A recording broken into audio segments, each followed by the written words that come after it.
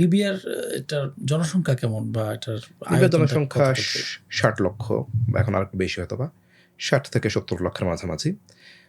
আয়তন বিশাল, আয়তন প্রায় 17 লক্ষ বর্গ কিলোমিটার। কিন্তু এত বড় পুরো দেশের প্রায় পুরোটুকুই মরুভূমি। মানে অধিকাংশ জনসংখ্যা শুধুমাত্র কোস্টাল এরিয়াতে, সমুদ্রের পাড়ে এই এলাকাগুলোতে বসবাস করে। আর ভেতরে 2-1টা মরুদ্যান টাইপের শহর আছে, সেখানে কিছু মানুষ আছে। মানে ওই হিসেব করলে বাংলাদেশের একটা উপজেলাতে 1.5 চেয়ে বেশি মানুষ।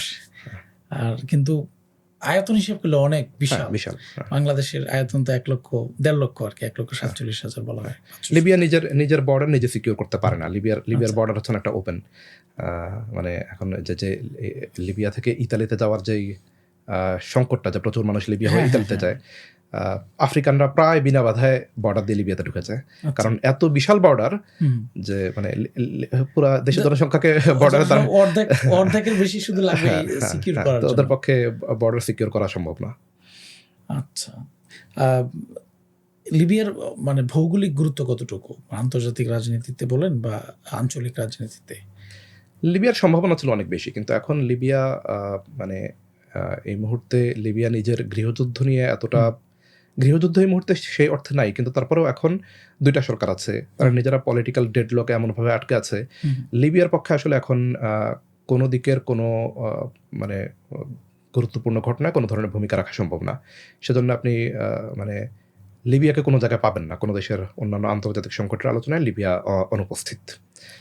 লিবিয়ার যে সম্ভাবনাটা ছিল একটা মানে গুরুত্বপূর্ণ শক্তি হয়ে ওঠার, সেটা এই মুহূর্তে নেই।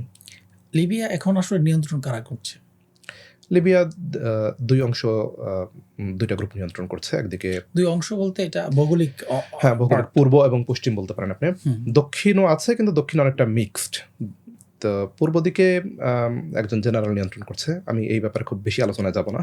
পূর্ব দিকে একজন জেনারেল নিয়ন্ত্রণ করছে এবং পশ্চিম দিকে একটা সরকার নিয়ন্ত্রণ করছে, যেটাকে ইন্টারন্যাশনালি রেকগনাইজ করা হয়।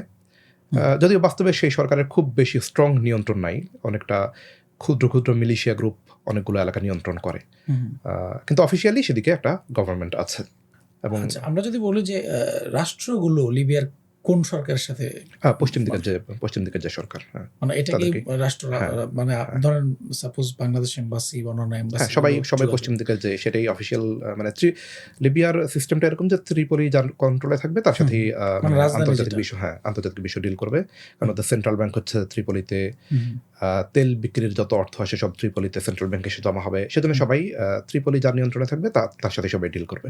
এটা মোটামুটি মানে গিভেন।